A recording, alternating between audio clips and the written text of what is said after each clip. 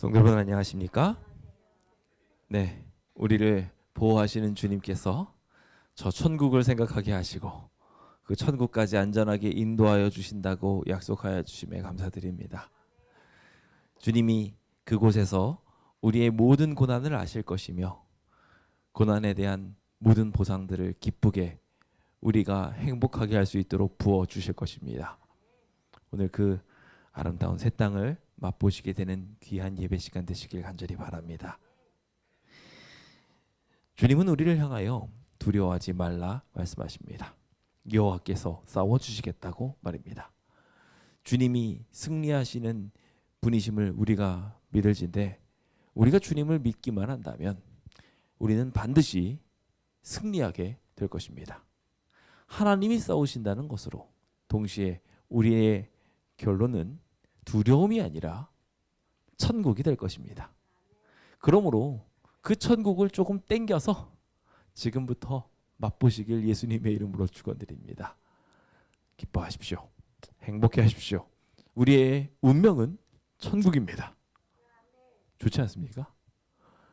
지난주 이제 천국에 대한 우리의 보상에 대한 이야기들 쭉 나누던 중에 한 분이 저한테 질문을 하시더라고요. 질문을 하시기를 천국에 가면은 어떻냐고 이야기를 하면서 천국에 대한 다양한 질문들을 던지십니다.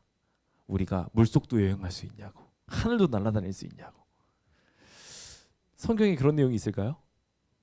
성경에 그런 내용은 안 보여요. 그런데 기본교리를 자세히 공부하시고 또 예언의 말씀이나 성경에 있는 이야기를 보면 그런 건 아니더라도 상당히 많은 재미있는 이야기들을 볼 수 있습니다. 천국에 대해서 묵상하는 것은 우리를 굉장히 행복하게 만들어줍니다. 저는 그래서 그분한테 이렇게 답변을 드렸습니다. 우리가 물속에 들어갈 수 있는지 그리고 하늘을 날아다닐 수 있는지에 대해서는 명확하지 않지만 성경에 나와 있는 한 가지가 있다. 예언의 시에도 나와 있는 말씀들이 있다. 우리는 주님과 함께 승천할 것이다. 우리 하늘 날아갑니다. 그렇죠? 평소에도 날아다니는지는 모르겠지만 우리 하늘을 갈 것이고요. 사이즈가 그냥 바다를 들어가는 수준이 아니라 우리는 우주를 여행하게 될 것인데 영감의 말씀에는 7일 동안 우주를 여행하여서 오리온좌 벨트의 한가운데에 있는 블랙홀을 통과해서 하나님의 보좌에 들어간다고 기록하고 있습니다. 우리는 우주도 여행할 것입니다. 뭐 그 정도 수준이니까 하나님 저 바닷가 좀 들어가 보고 싶어요. 심해에 들어가서 멋진 물고기들 구경하고 싶어요. 안 시켜주실까요? 저는 시켜줄 것 같습니다. 아, 그러네요. 바다는 다시 있지 않을 거라고 이야기하고 있으니까. 근데 여기 이 바다라는 것에 대해서 좀 잘 공부할 필요가 있습니다. 우리가 이 바다라는 것은 이 요한에게 있어서 바다는 자신을 분리시키는 벽이었습니다. 그래서 헤어짐이 다시 없다라는 표현으로 중의적으로 해석하는 이들도 많습니다. 왜냐하면 전 우주를 살폈을 때 바다가 하나도 없다는 것은 말이 안 되거든요. 그렇죠? 물이 없다는 것은 그 행성이 죽었다는 의미가 될 수도 있습니다. 대신 하나님의 보좌에서 나오는 생명수가 쫙 구비구비 강처럼 다 흘러나와서 모든 것을 적실 수는 있기 때문에 문자 그대로 바다가 정말 없을 수도 있습니다만은 어쨌건 요한에게 그런 의미가 바다였다라는 것도 생각해 보시면 도움이 될 것 같습니다. 어쨌건 우리가 하나님의 뜻대로 가게 된다면 우리는 천국을 통하여 정말 많은 즐거운 행복들을 경험하게 될 것입니다. 그러므로 지금부터 그 기쁨을 믿고 의지하며 행복하셨으면 좋겠습니다. 그런 의미에서 같이 구호를 좀 외쳐볼까요? 구호 준비! 야! 너희는 두려워 말라! 여호와께서 싸우시리라! 아멘! 주님이 우리를 위하여 싸우십니다. 함께 힘있게 승리를 믿으며 나아가게 되었으면 좋겠습니다. 한 문제를 잠깐 풀어보도록 하겠습니다. 우리 기본교리 서문에 나오는 이야기인데요. 죽음에 임박했던 것을 깨달았던 소년이 나의 본향은 하늘에 있다. 그러나 나는 그 본향을 그리워하지 않는다. 라고 이야기하면서 다른 장소를 선택하는 이야기가 등장을 합니다. 우리의 신앙이 그렇게 다른 장소 대신에 이렇게 하늘을 선택하는 것, 뭐 지옥에 가기 싫으니까, 혹은 이 땅에서 계속 살긴 애매하니까, 그러니까 천국을 가야 된다라고 생각하는 것은 조금 잘못된 것 아닐까요? 하늘을 그렇게 생각하는 것은 굉장히 잘못된 부분일 것 같습니다. 많은 사람들이 죽을 때 하늘을 다른 장소 대신에 택할 수 있는 차선으로 생각하는 것. 그러니까 그곳에 갈 수 없으니 어쩔 수 없이 이곳으로 간다고 생각하는 그와 같은 생각은 천국을 이해하는 데 있어서 굉장히 큰 실수를 범하는 것입니다. 천국은 차선이 아니라 최선입니다. 오늘 그 최선을 믿으시는 성도님들과 함께 하늘로의 여행을 떠나고자 합니다. 다른 어떤 곳에서도 느낄 수 없는 최고의 행복을 오늘 저희는 새하늘과 새 땅이라고 부릅니다. 그 새롭게 변하게 될 최선의 땅, 어디에도 대체할 수 없는 최고의 장소로 함께 나아가 봅시다. 주님은 그것을 이렇게 약속하셨네요. 요한복음 14장 3절입니다. 함께 읽어볼까요? 시작. 가서 너희를 위하여 처소를 예비하면 내가 다시 와서 너희를 내게로 영접하여 나 있는 곳에 너희도 있게 하리라. 우리가 예수 그리스도를 믿는 그리스도인이라면 우리는 동시에 그리스도께서 하신 이 약속도 반드시 믿어야 합니다. 주님은 다시 오실 것이라고 약속하셨고, 다시 오실 때 우리를 위하여 처소를 예비하신다고 약속하셨습니다. 흥미롭게도 이 처소를 예비하신다는 것이 지금 주님께서 하늘로 올라가시는 이유라고 설명하고 있습니다. 천국이, 그 천국을 예비하는 것이 주님이 하시는 가장 주된 사역 중에 하나라고 우리에게 이야기한 것입니다. 처소가 다 예비되면 주님은 데리러 오시겠다고 말씀하셨습니다. 오늘 우리는 주님의 처소를 기다리고 있습니다. 근데 이 처소 너무 만들기 힘들어가지고 너무 오래 걸려서 이러고 있는 걸까요? 아니면 우리가 들어갈 준비가 안 돼서 이렇게 기다리고 있는 걸까요? 너무 당연한 얘기죠. 주님은 천국을 다 준비하고 계십니다.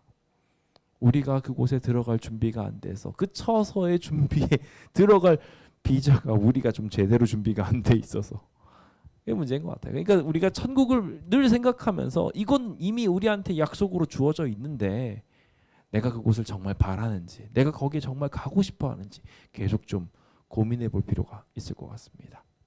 하늘나라는 어떤 곳인지 우리 함께 계속 생각해 봅시다. 제가 어떤 분들한테 물었습니다. 하늘나라 진짜 가고 싶냐고요. 그랬더니 한참 고민을 하면서 이렇게 얘기합니다. 진짜 하늘나라 가면 고기 한 점도 못 먹을까요? 하늘나라 가면 우리 드라마 연속극 이런 거 하나도 못 할까요? 그게 즐거움이신 분들에게는 하늘나라 없는 게 낫습니다. 그들에게는 그게 최선이라고 생각했던 것이죠. 그런데 우리도 어쩌면은 어떤 분들은 고기 맛이 좋은 분들이 계실 거고요. 어떤 분들은 드라마의 재미를 느끼시는 분들도 계실 거예요. 하늘나라에 그게 없는데 말입니다. 그런데 우리는 예수님을 믿어요. 우리가 하늘나라 가면 슬플까요? 전 그렇지 않다고 생각합니다.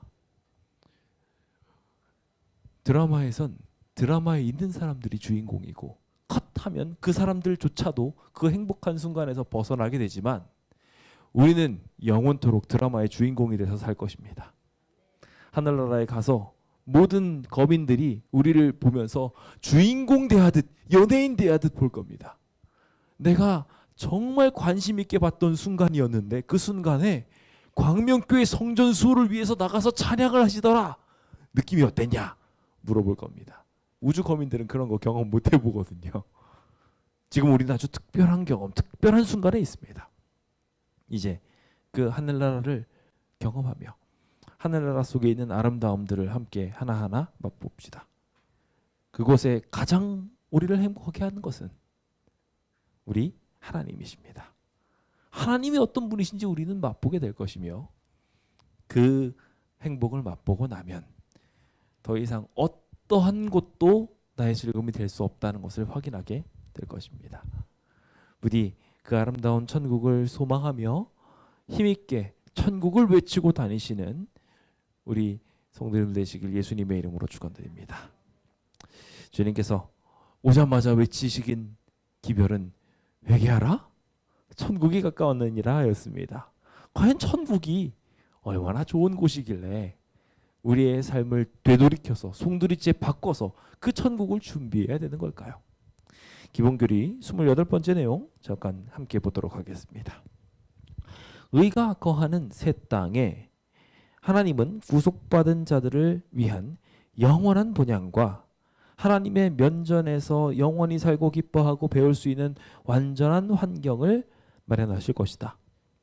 여기에서 하나님은 그분의 백성과 친히 함께 거하실 것이며 고난과 죽음은 사라질 것이다. 대쟁투는 끝나고 죄는 더 이상 존재하지 않을 것이다. 생물이나 무생물을 막론하고 만물은 하나님은 사랑이시라고 선포할 것이며 하나님께서 영원히 통치하실 것이다. 아멘. 정말 멋진 믿음입니다. 우리는 이 믿음을 흔들리지 않고 가져야 할 것입니다. 새 땅은 어떤 곳일까요? 성경은 이 장소가 거듭거듭 실제적인 장소라고, 우리 육체가 거하는 장소라고 말하고 있습니다. 어떤 이들은 영혼이 막 잠시 거드는 그런 장소라고들 이야기하는데 아닙니다. 그리고 제가 이번에 요즘에 한참 유행하고 있는 인공지능이랑 천국에 대해서도 막 이야기를 나눴는데요. 그들이 이해하고 있는 거를 보고 있으면 참 기가 막히고 코가 막힙니다. 영혼 상태가 됐다가 다시 한번 육체가 됐다가 다시 영혼이 됐다가 왜 그렇게 이상하게 이해를 하고 있는지 그 자신도 결론을 못 짓고 있더라고요. 우리는 그런 의미에서 참 밝은 의미를 가지고 있습니다. 천국에 대한 분명한 의지를 말이죠. 우리는 그곳을 하늘나라라고 말합니다. 그런데 그 하늘나라라고 말하는 곳이 실제로는 이 땅에 존재하게 됩니다. 이 기묘하고 신기한 이야기들은 어떻게 연결되는 것일까요? 주님께서는 그곳을 새 땅이라고도 말하고 하늘나라라고도 말씀하셨는데 그 이야기는 우리가 앞서 공부했던 천년기를 통해 이해할 수 있습니다. 주님께서는 천년 동안 우리를 하늘로 데려가셔서 하늘에 있는 그 장소에서 주님의 영광스러운 모든 일들을 맛보며 심판하는 권세를 가지고 이 땅을 바라보게 될 것입니다. 그 하늘 나라에서 우리는 다시 이곳으로 돌아오게 됩니다. 바로 이 지구이지요. 계시록의 마지막 장에 기록되고 있는 이 지구로 돌아오게 된 재창조의 모습은 가장 영광스러운 모습이며 아담으로 돌려보내는 흙으로 다시 한번 만나게 하는 완전한 다시 에덴으로서 우리를 서게 하는 완전한 회복의 이야기로 들어가게 됩니다. 그래서 우리는 이곳을 실제적인 장소이자 계속성과 차이점이 있는 특별한 이야기들로 받아들여야 합니다. 문제들을 풀어보며 이 이야기들을 좀 풀어보겠습니다. 자, 새 하늘에 대한 설명으로 올바르지 않은 것이 무엇인지 골라봅시다. 첫 번째, 구속받은 자들을 위한 영원한 본향.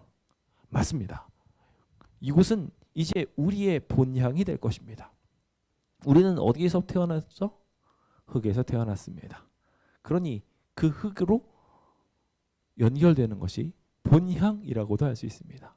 동시에 그 흙에는 한 가지 또 중요한 성분이 포함되었습니다. 흙으로 인간이 존재할 수 있나요? 아니죠. 하나님이 불어넣어 주신 호흡이 있을 때 비로소 인간이 생명이 되었습니다. 그것이 본향이 되는 이유는 이 땅이 지구임과 동시에 하나님이 거하시는 곳이 되기 때문에 그렇습니다.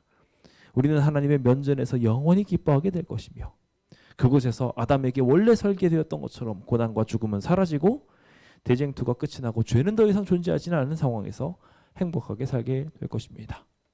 여기서 잘못된 부분은 3번입니다. 배움이 끝난다? 아닙니다. 배움은 이때부터가 시작입니다. 우리는 하나님에 대해서 제대로 알지 못했습니다. 그러나 이제 하나님에 대하여 배우게 될 것이고 하나님이 설계한 세상이 어떻게 돌아가는지 배우게 될 텐데 이 배움은 끝이 없게 될 것입니다. 그 아름다운 배움으로 우리 함께 들어가며 하나님께서 주시는 가장 행복한 학생이 되었으면 좋겠습니다. 자, 계속해서 우리 13번 문제입니다. 다음 중 새 땅의 속성에 대해서 설명한 것 중에 올바른 것을 골라보랍니다.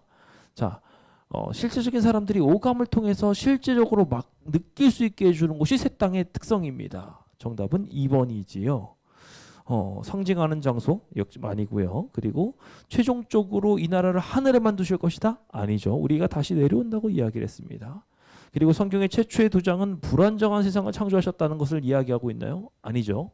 완전한 세상이었습니다. 그러니 다시 최초의 두 장이 그러했던 것처럼 다시 완전하게 만드시는 것이 마지막 시대입니다. 그렇기 때문에 이 지구는 소멸되는 것이 아니라 완전해지게 될 것입니다. 계속해서 그 다음 문제 보도록 하겠습니다. 새 땅에 관한 설명 중에 올바른 것들을 골라보도록 하겠습니다. 정답은 2번, 3번, 4번. 타락한 위치에서 벗어나서 우주의 수도가 되는 지구의 위치를 우리가 좀 이해할 필요가 있고요. 지구 그러니까 이제 하나님이 거하시니 우주의 수도가 되는 것입니다. 그리고 나라에서 임하시오며 그 뜻이 하늘에서 이룬 것 같이 땅에서도 이루어지리다 라는 것 맞습니다. 이 땅에서도 그대로 이루어지게 될 것입니다. 성경은 하나님의 영역과 통치와 그분의 치리를 기꺼이 받아들이는 그분의 백성들을 하늘나라라고 칭하고 있습니다. 이것은 참 놀라운 이야기인데요. 주님께서 함께하고 있는 모든 이들, 주님을 믿는 모든 사람들을 하늘나라라고 칭하시며 그것을 다 영역으로 포함하고 계시다는 것입니다.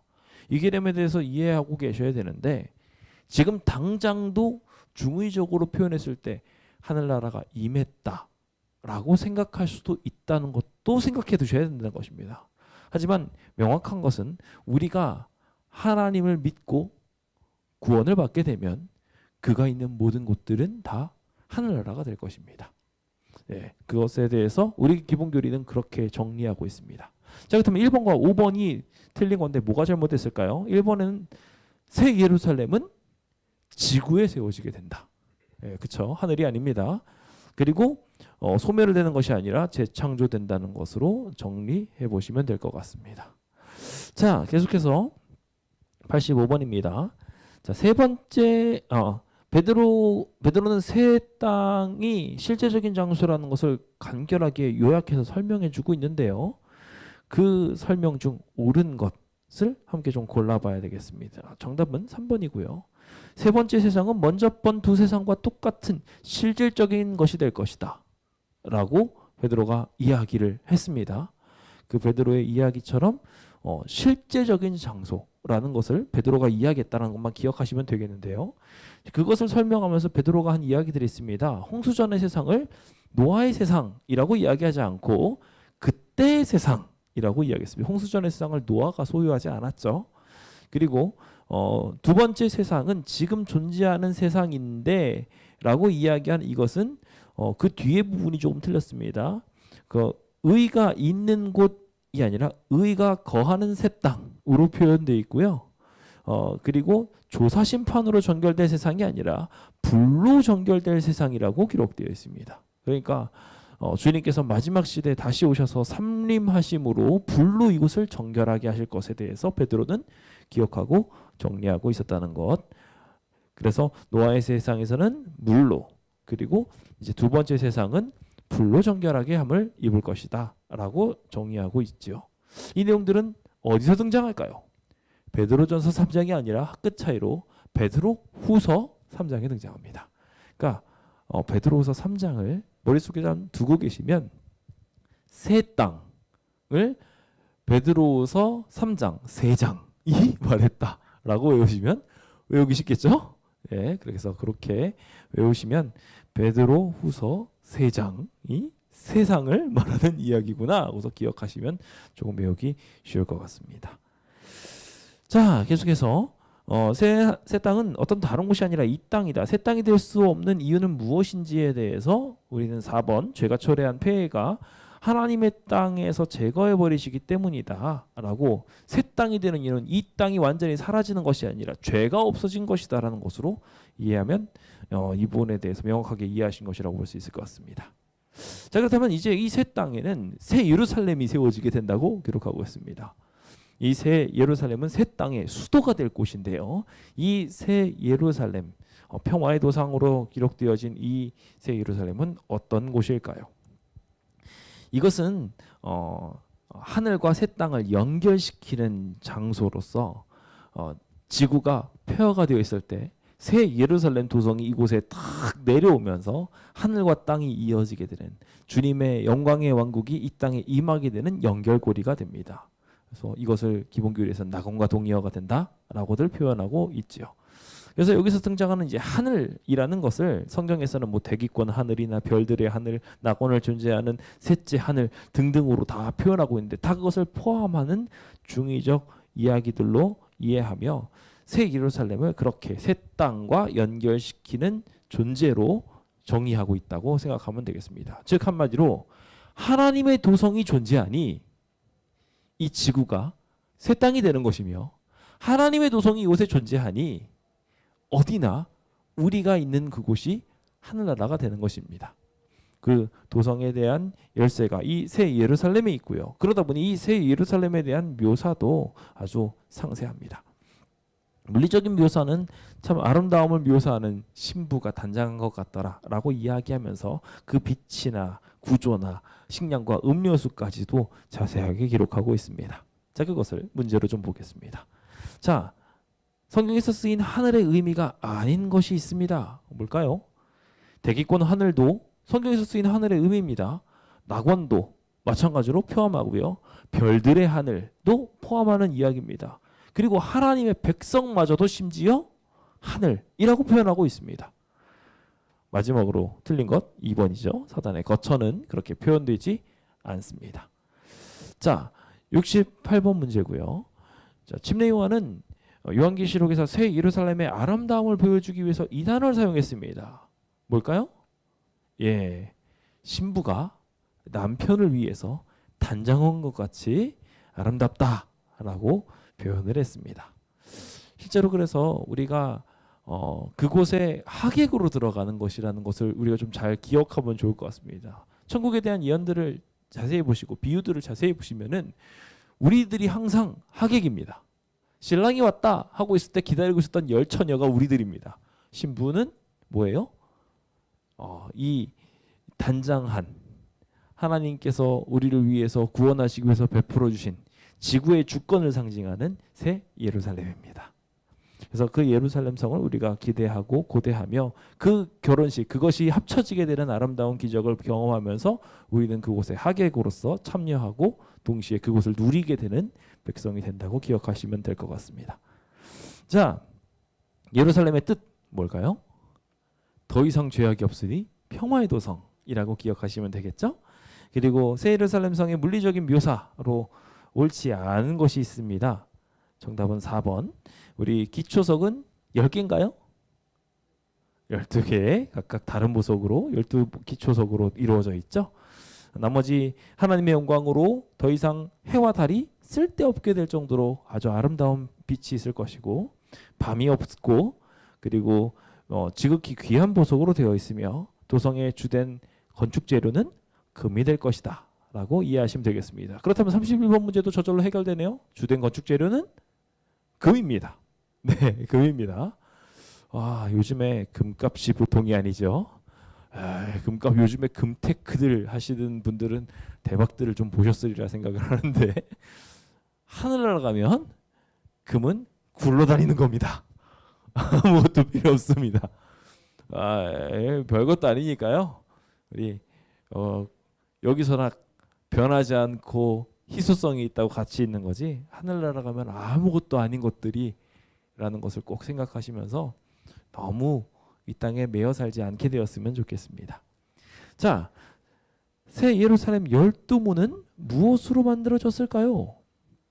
네, 기초석은 기초석이고요. 각각 다른 보석들이 있지만 여기 문들은 진주로 만들어졌습니다. 진주는 고통을 통해서 만들어진 건데 도대체 이 진주가 문으로 만들어질 만큼 있다는 것은 엄청나다는 얘기죠. 우리 예수님께서 우리를 위해서 엄청난 희생과 고생을 통하여 이 길들을 만들어 주셨음을 감사하게 되었으면 좋겠습니다. 자, 생명강에서 자라는 생명나무에 대한 이야기들이 등장합니다. 올바르지 않은 것은 뭘까요? 네, 하나님의 보좌로부터 생명수 강이 흘러나온다. 그렇죠. 그리고 생명나무는 강 위에서 자라나나요? 네, 위 아래에서 자라난다고 여기 나와 있죠. 그리고 12가지 실과에는 생명 요소, 곧 해독제가 들어있다. 이 열매를 먹는 자는 쉬어야 할 밤이 필요하지 않다. 새 땅에서는 결코 피로를 느끼지 않을 것이다. 정답은 생명수 강 위아래에서 자라는 것이 아니라 그 강을 쫙 굽이 따라서 그곳에서 다 자라나게 됩니다. 자, 그래서 우리 생명나무의 실과를 따먹기 위해서는 항상 어디로 가야 되냐면 하나님의 보좌와 연결된 생명수로 나아가야 합니다.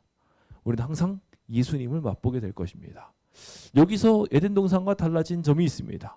에덴 동산에는 동산 중앙에 나무가 뭐 한글어였는지 모르겠지만 일단은 히브리어 원어상으로는 단수로 기록되어 있습니다. 딱 하나였어요. 지금은 달라집니다. 이곳에는 보좌가 흘러나오고 그곳에 모두 다 생명수가 흐르는 그곳에는 생명나무가 존재하게 됩니다. 과실도 12개의 다른 과실이 열린다고 기록되어 있습니다. 우리 하나님께서 주시는 아름다운 또 하나의 선물이라 생각되어집니다. 그 영생을 맛보게 되는 아름다운 생명 과실이 오늘 우리 안에 있음에 감사합시다. 어떤 분은 묻더라고요. 하늘나라 가면 이 생명나무의 12개의 과실만 먹어야 되냐고요. 아닙니다. 우리가 잘 아는 것처럼 생명과도 먹어야 했지만 아담과 하와는 다른 모든 과실들도 다 너희가 임의로 먹되 라고 하나님께서 말씀하셨으니 그것도 다 먹었습니다. 그러니까 주님께서 우리한테 허락하셨던 씨 맺는 모든 과실과 그 열매 채소들은 먹을 수 있습니다. 그런데 잊지 말아야 될 것은 반드시 우리는 이 생명나무로 가서 생명나무 열매를 먹어야 그래야 불멸을 입습니다. 예수 그리스도의 은혜를 입지 않으면 하늘나라에서도 영생할 수 있을까요? 없을까요? 없습니다. 그거를 꼭 기억하시고 정리하고 넘어가면 좋겠습니다. 자, 우리의 영원한 본향인 이 하늘나라는 왜 우리에게 영원한 본향이 될까요?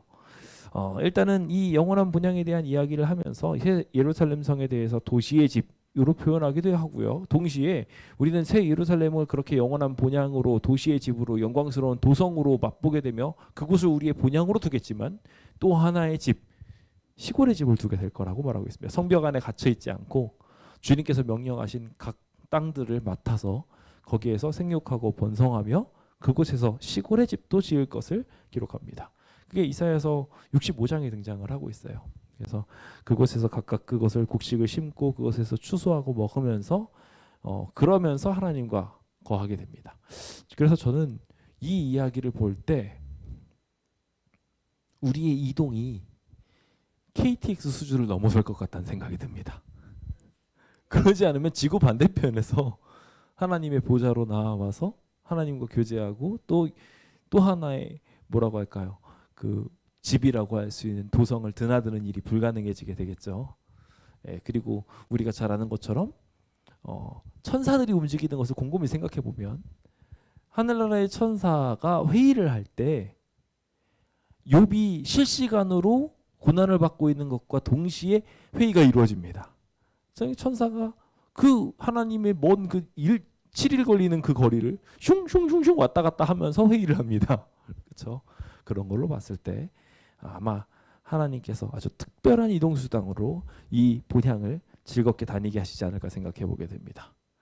이 집과 집을 잇는 아름다운 기적 속에 우리 함께 행복하게 살게 되었으면 좋겠습니다. 그때가 되면 우리 여기 있는 광명교우님들 한 분 한 분 만나러들 다 돌아다니고 그러겠죠? 기대가 큽니다. 다들 어떻게 바뀌셨을지. 자, 그렇다면 예수님께서 당신을 자르는 자들에게 처소를 예배하겠다고 하셨습니다. 그 예배하겠다는 약속은 어디 있을까요? 오늘 본문이었죠?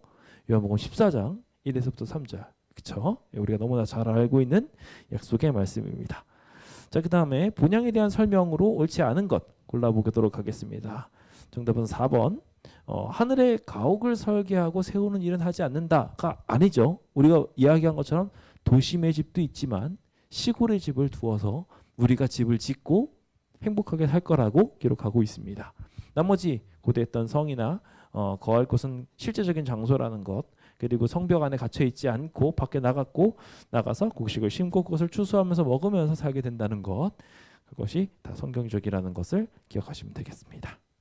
자, 그렇다면 이제는 그곳이 어떤 새 예루살렘 도성과 땅이 되는지를 보았다면 어떻게 살게 될지 궁금하잖아요. 자, 어떻게 살게 되느냐에 대한 이야기들이 나옵니다. 일단은 우리는 그리스도와 함께 다스리는 일을 하게 될 것이라고 기록하고 있고요. 그리고 새 땅에서 우리 다스린다라고 이야기하니까 아무것도 안 하고 그냥 퍽 퍼질러 가지고 천사들의 시중을 받으면서 살게 될 거라고 착각하시면 큰일입니다. 아닙니다. 우리가 아주 부지런한 사람이 될 겁니다. 밭을 근간으로 살며 기쁘게 살 겁니다. 다만 노동의 강도는 지금처럼 강하지는 않겠죠. 하나님께서 아담의 범죄로 인해서 노동의 강도를 강하게 했으니까. 농사를 지어주신 분들은 아마 거의 대부분 잡초와의 싸움을 해보셨을 겁니다. 우리가 심지 아니한 식물들에 대해서 우리가 그렇게 힘겹게 잡초를 뽑는 일들은 없게 될 것입니다. 가가지고 생명들을 계속 뽑아내는 이상하잖아요. 하늘나라에서. 그렇죠? 하나님께서 그 위대한 일들을 우리 안에 이루어 주실 것이라고 기대를 해봅니다. 그 일들을 하면서 사회생활도 하게 되겠죠. 친구도 만나고 결혼도 하게 될 겁니다. 그 모습들은 어떨까요? 이걸 다 설명하려면 상당히 깁니다. 그래서 문제로 몇 부분만 좀 살펴보게 될 텐데 기회가 되시면 이 내용이 제일 파트가 길고 재밌거든요. 한번 꼭 기본 교리를 읽어보시면 도움이 될 것 같습니다. 자, 새하늘과 새 땅, 이 새 땅에서 생활에 대해서 올바르게 기록한 것은 무엇일까요? 자, 정답은 1, 2, 4번입니다. 즉 하나님과 그리스도와 함께 하늘나라를 다스리는 직무를 수행하고 그 그리스도의 대사로서 활동하는 게 우주로 활동하게 됩니다. 그래서 우주 단위로 우리는 움직이면서 봉사하게 될 겁니다.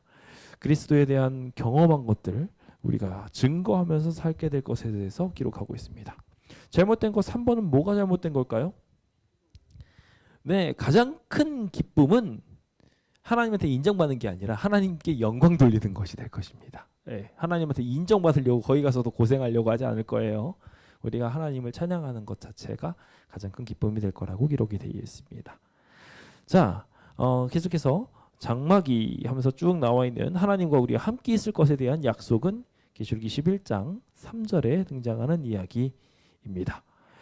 자, 그리고 부활한 주님을 예수님이 제자들과 만나셨습니다. 그렇죠? 만나시는 순간에 어떻게 예수님이라는 걸 구별했었을까요? 구별하는 예수님 식별 방법이 있었는데요. 연결하는 방법이 5번입니다. 그래서 마리아는 뭘로 느꼈나요? 예수님의 음성을 듣고 예수님 하고 인지를 했습니다. 그렇죠? 자, 그리고 그 다음에 이제 도마는 못자국을 통해서 예수님을 인지했어요. 그렇죠? 그리고 엠마오로 가던 그 제자는 뭘로? 예수님께서 생활 습관, 그렇죠? 말씀을 하기 전에 떡을 떼시고 기도하시는 그 습관을 보고서 구별했습니다. 하늘나라 가면 우리의 외모가 어떻게 될까요?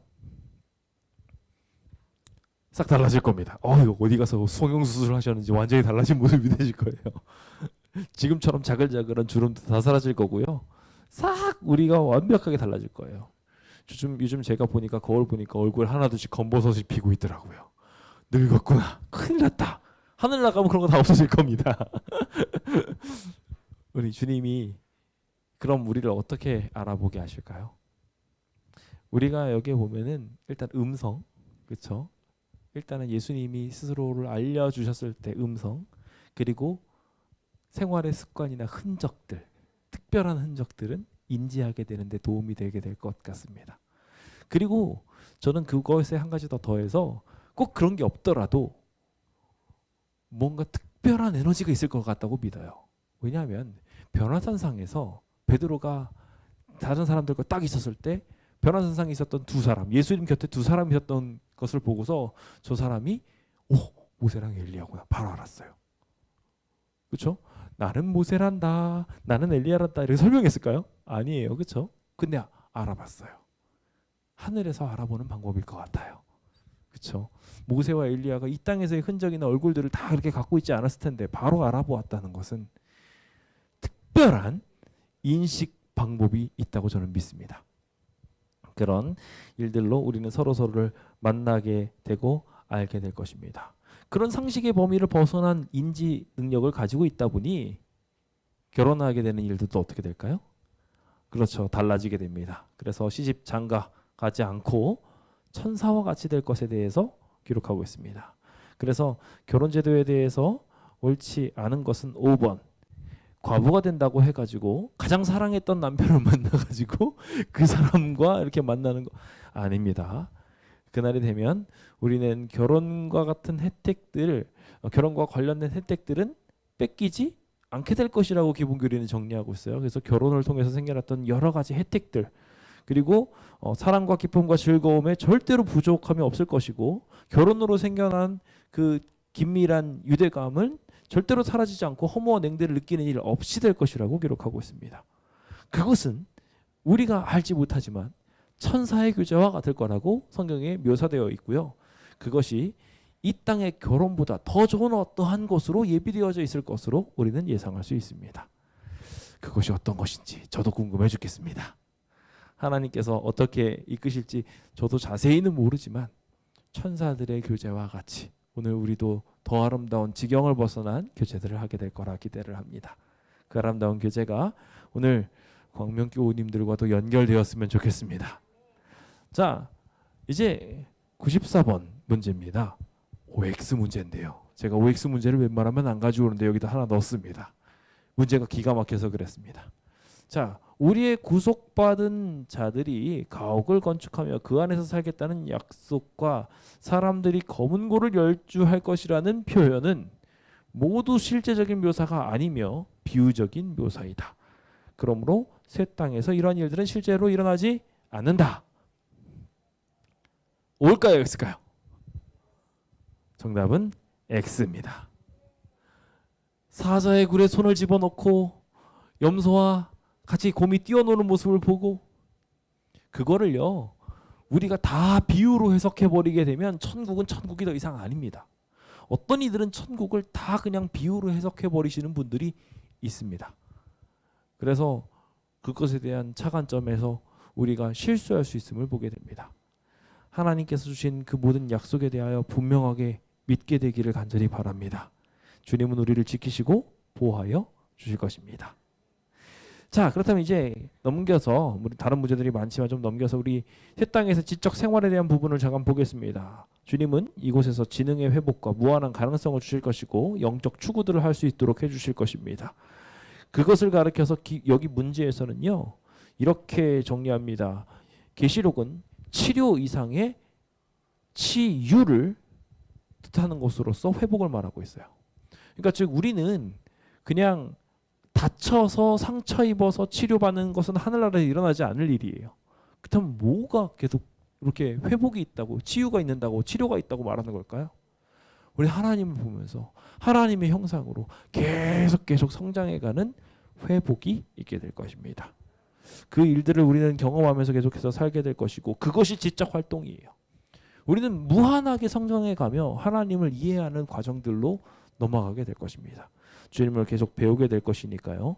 그래서 우리는 어떠한 가장 고상한 욕망, 숭고한 갈망도 다 함께 경험하게 되며 그것을 이루면서 살아가게 될 것입니다. 지적 생활에 있어서도 마찬가지로 그와 같은 일들이 일어나게 되어서 여기 1, 2, 4, 5번이 다 정답인데요. 여기 3번은 뭐가 잘못됐냐면 결코 쇠하지 않은 기쁨으로 하나님의 사랑의 신비만 탐구하는 것이 아니라 창조의 경의 그리고 속죄의 사랑, 그러니까 창조와 속죄, 구속 두 가지를 다 같이 탐구하게 될 것에 대해서 기록하고 있습니다. 그냥 단순한 사랑의 이야기가 아니라는 것, 여기서 그래서 조금 다르기 때문에 그 부분이 틀렸다라고 정리하면 될 것 같습니다. 네, 이와 같이 우리는 하늘나라 가서 무한하게 많은 것들을 배우면서 살게 될 텐데요. 그 무한하게 배우는 곳에서도 없는 것들이 있습니다. 뭐가 없을까요? 우리를 고통스럽게 하는 악, 죄 다 없겠죠. 여기 이전 것은 기억되지 않는다라는 이야기들도 우리는 잘 이해해야 될 필요가 있습니다. 이전 것이 기억이 나지 않는다는 것은 우리가 기억이 없어진다는 것은 그 사람의 인격이 사라졌다는 거예요. 그렇죠? 그게 아니에요. 그게 보형 문제가 되지 않는다는 것입니다. 그러니까 이 사람과 이 사람이 있는데 제가 전에 한번 설명드렸죠. 한 사람은 하늘나라 왔고 한 사람은 하늘나라 못 왔어요. 그럼 그 기억은 사라지나요? 아니잖아요. 우리가 천년기에 가서 그걸 다 볼 거고 심판할 거거든요. 그러니까 그와 같은 것들은 더 이상 우리가 문제가 되지 않는다는 거예요. 하나님의 은혜로 다 치유함을 받아서. 그래서 그때의 기억에 대해서 이렇게 내고 있는 문제들이 많습니다. 그래서 대신 아픈 기억들을 모두 지우신다라는 것들에 대한 이해는 아니라는 거. 더 이상 아픈 기억이 문제가 되지 않고 오히려 고난받았던 것이 하나님께 감사하고 영광 돌리게 되는, 주님의 영광에 내가 이렇게 참여했네? 라고 바뀌게 되는 경험들을 하게 될 것입니다. 과거의 사건들이 욕이는 구실들을 할지라도 그것들이 함께한 동료들은 이렇게 같이 이렇게 또 경험하고 고난에 대한 경험들을 하고 있기 때문에 그 함께했던 동료들로 인해서 그 모든 일들이 더 이상 고난의 문제가 되지 않습니다. 그래서 하나님만 은혜가 되는 것이 아니라 같이 경험했던 여기 있는 우리 교우님들도 기쁨이 되는 것입니다. 같이 힘들었던 이들이 큰 힘이 되는 일들을 우리가 또 같이 기억하시면 좋을 것 같습니다. 창조를 믿는 믿음의 가치도 우리가 좀 살펴보면 좋겠습니다만 제가 문제를 풀진 않고 믿음의 가치들만 쭉 넣습니다. 우리가 새하늘과 새 땅을 믿는다는 것은 이 모든 것들을 참고 견딜 수 있게 해주는 것이며 기쁨에 대한 확실성을 심어주고 유혹을 대항하는 힘을 주며 그리고 효율적인 삶으로 또한 하나님의 품성을 드러내는 삶으로 더 나아가서 하나님을 닮아가면서 하나님께 이끌림을 당하는 삶으로 우리의 삶을 바꾸게 될 것입니다. 그와 같은 일들을 늘 생각하면서 우리의 삶 속에 하나님께서 새롭게 하시는 일들이 일어나게 된다는 것을 반드시 기억하면 좋을 것 같습니다. 우리는 주님 안에서 영원한 새로움을 경험하게 될 것입니다. 낡은 지구에서는 모든 좋은 것에는 끝이 있을지 모르지만 하늘에서는 그렇게 되지 않을 것입니다. 그러니 그 하늘나라 지금부터 사모하며 살아가야 하지 않겠습니까? 그 영광스러운 나를 생각하며 80번 문제 5번이 왜 틀렸냐면요. 우리가 정말 좋아하는 이 구절이 틀렸기 때문에 그래요. 가장 작은 원자로부터 가장 큰 세계에 이르기까지 만물은 생물계와 무생물계를 막론하고 조금도 흠이 없는 아름다움과 완전한 기쁨으로 하나님은 사랑이시라고 선포할 것이라고 기록하고 있습니다. 인간의 승리가 아니라요. 이 땅은 인간의 승리로 채워진 것처럼 막 이것저것 세워놨습니다만 결국 그것들은 우리를 불행하게 만들어가고 있습니다. 세상이 편해졌지만 여러분들의 삶은 정말 나아지셨습니까? 전혀 아니잖아요. 우리가 빨리 천국에 가야 될 이유입니다. 빨리 그 하늘을 생각하면서 모래로 지은 이 집에서 살려고 하지 마시고 대리석으로 제대로 지은 집으로 눈이 아니라 영원한 하나님의 반석의 나라에서 살게 되기 위해서 이 땅의 것들을 하나하나 정리해 보시는 멋진 주의 백성들 되시길 간절히 바라면서 오늘 모든 말씀을 마치겠습니다.